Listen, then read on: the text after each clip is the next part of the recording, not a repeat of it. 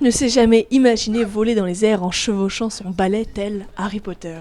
C'est désormais possible de faire du Quidditch, sport très célèbre des livres de J.K. Rowling.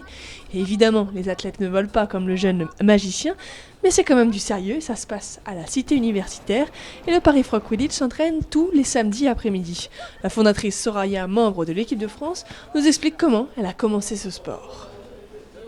Donc en regardant des vidéos, j'ai cherché après des équipes sur Paris et j'ai vu qu'il n'y en avait pas, alors j'ai décidé de monter ma propre équipe en 2011. Évidemment, chacun a son rôle, alors attrapeur, poursuiveur, batteur et même vif d'or, comment choisir ? C'est en fonction des qualités, des envies. Par exemple, l'attrapeur, on sait que c'est quelqu'un qui va devoir courir énormément, donc il faut quelqu'un qui sache courir.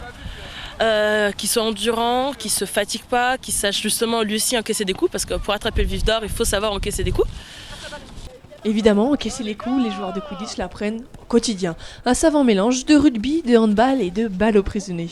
Il y a même de nombreuses compétitions internationales, souvent dominées par les États-Unis, mais la France a aussi de réelles ambitions pour cette saison. Déjà, il y a le championnat d'Europe qui va arriver, donc déjà ça, et après il y a le Summer Games et la World Cup aux États-Unis aussi, donc d'abord championnat d'Europe, après on verra pour le reste, il y a le temps encore. Se préparer pour une grande compétition, c'est aussi régler les moindres détails, comme par exemple la customisation des balais. On peut mettre des couleurs, mais il faut quand même la plupart du balai soit noir, je crois, quelque chose comme ça. Mais on peut le customiser, ouais. Un sport qui essaye de plus en plus de se défaire de son étiquette Harry Potter.